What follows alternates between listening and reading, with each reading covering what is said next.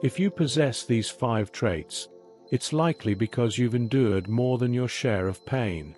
Some scars are easy to see, sharp, jagged reminders etched into the skin, telling stories of struggles overcome. But many scars are hidden, buried deep inside, quietly shaping how we perceive the world and ourselves. Pain leaves an indelible mark, not just on our hearts, but on the essence of who we become. If you've faced too much suffering, you'll recognize it, not by the visible wounds, but by the characteristics you've acquired. These traits are your armor and weapon, your way of surviving in a world that hasn't always been kind. Have you ever stopped to wonder why you care so deeply, even when it costs you? Or why you insist on handling everything alone, even when help is within reach? Why do you chase perfection as though it's the only path to finding peace? Why do you guard your emotions so fiercely, as if they are untouchable treasures? Maybe you've felt the overwhelming need to control everything, fearing that if you let go, the world around you might collapse. These aren't mere habits or quirks. They are the marks left by suffering, the indelible fingerprints of pain that linger long after the wounds have healed. This isn't about seeing yourself as broken.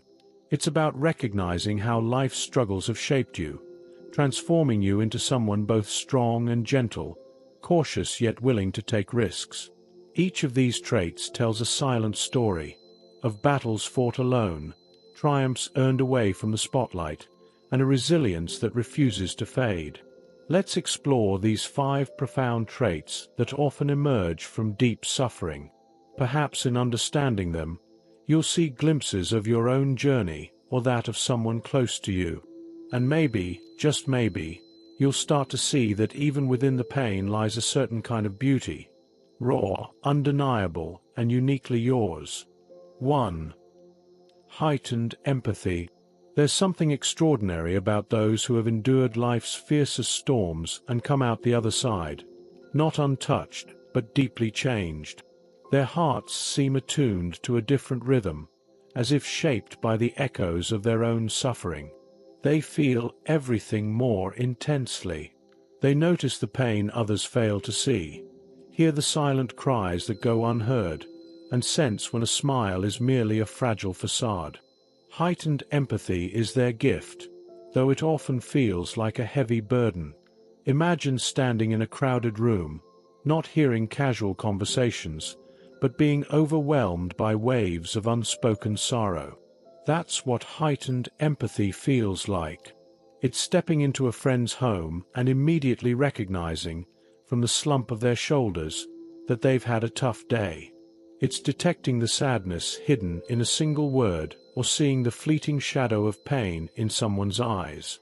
It's the capacity to step into another's world, feeling their struggles as if they were your own, often without permission.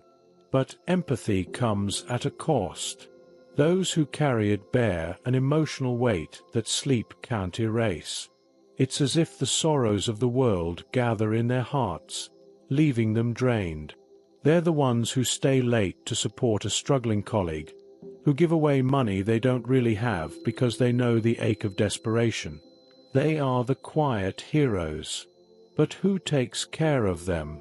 The truth is, this heightened empathy is born from their own pain, from nights when they felt invisible and mornings when they yearned for someone to truly see them.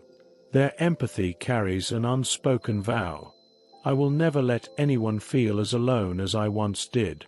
2. Hyper-independence. I don't need anyone. It's the mantra of the hyper-independent, a statement that sounds like pride, a declaration of self-reliance. But beneath the surface, it's a shield, forged in pain. Hyper-independence doesn't grow from confidence. It's born from moments of abandonment, betrayal, and the harsh reality that help didn't come when it was needed most. In the little things, it looks like hauling every grocery bag in one trip, even when your arms scream in protest, or fixing the leaking faucet yourself rather than asking for assistance.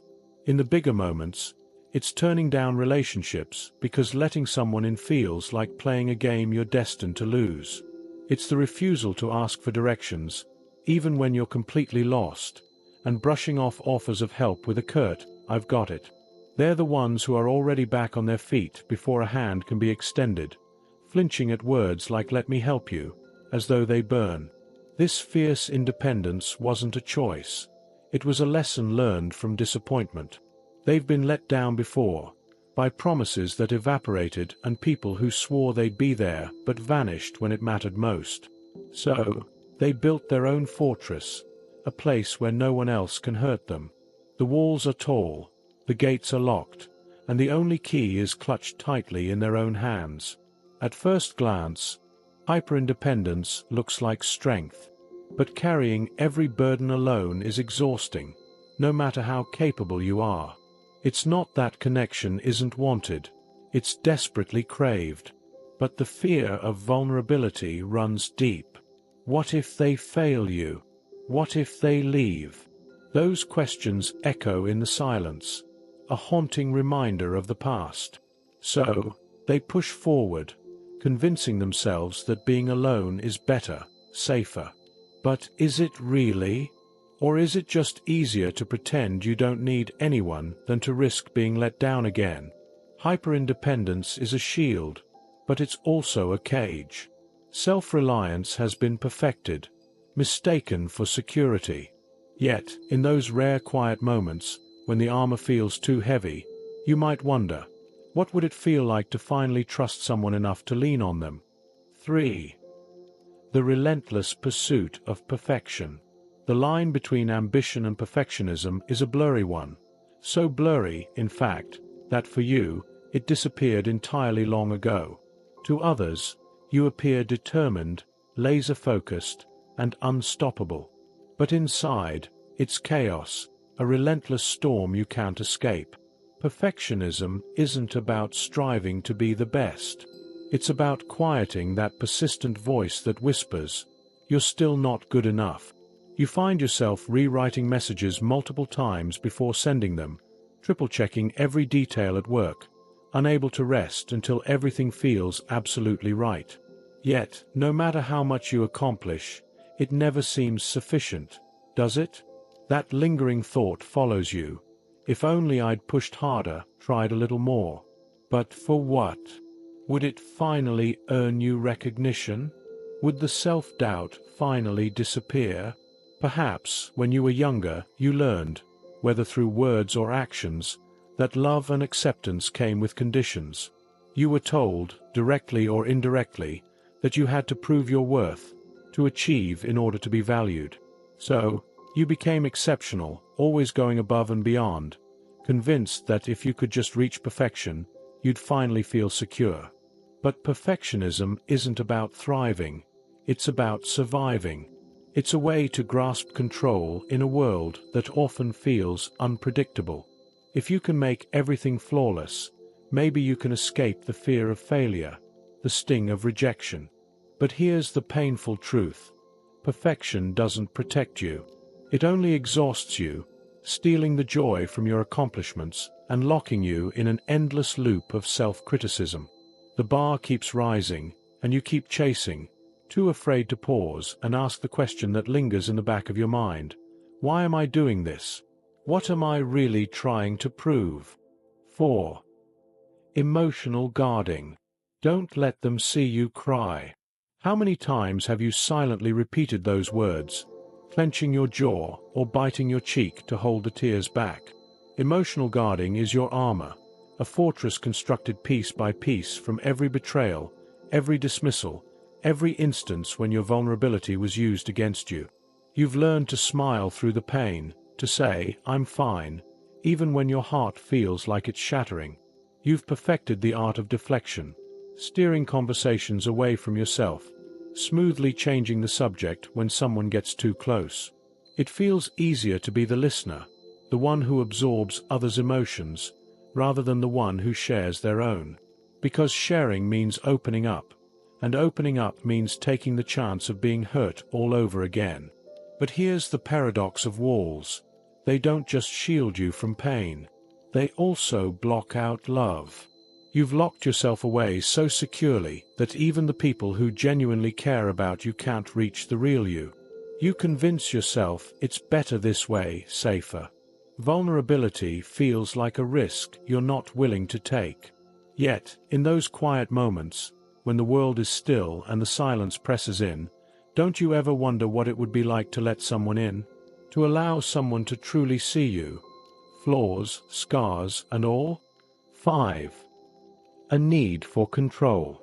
Control is your anchor in a world that often feels chaotic and unpredictable. You check every lock twice before bed, review your schedule 3 times over, and feel a rush of unease when plans change unexpectedly. It's not about being demanding or rigid. It's about feeling safe. Control is your way of holding back the tide, of shielding yourself from ever feeling powerless again. But control is a double-edged sword. It brings comfort and stability, yet it can also confine you. It's what makes delegating tasks feel impossible because you fear no one else will do them right. It's what keeps you from taking chances, embracing spontaneity, or letting life surprise you. You micromanage because the thought of loosening your grip is terrifying. What if everything unravels? What if you end up back in the darkness you fought so hard to escape? Beneath this relentless pursuit of control lies a fragile truth. You've been powerless before, at the mercy of forces you couldn't stop, and you vowed never again. Control is your shield, your promise to yourself that you won't be caught off guard. But in the process, you risk missing the beauty of life's unpredictability, the surprises that bring joy and growth. Perhaps the bravest step you could take is learning to let go, to trust, and to surrender, to believe that not every moment needs to be planned, not every outcome needs to be perfect. If these traits feel familiar, it's not because you're broken. It's because you've endured. These qualities are the armor you forged through hardship, the tools that helped you navigate a world that hasn't always been kind. But armor is heavy, isn't it? And tools, no matter how essential, aren't meant to be clutched forever. What would happen if you began to release the weight? If you let others see the scars you've been hiding, if you allowed yourself to stumble without fear of judgment? You've already proven your strength. You're still here, after all. Maybe it's time to prove something even harder, that you can set down the burden you've been carrying and finally give yourself permission to heal.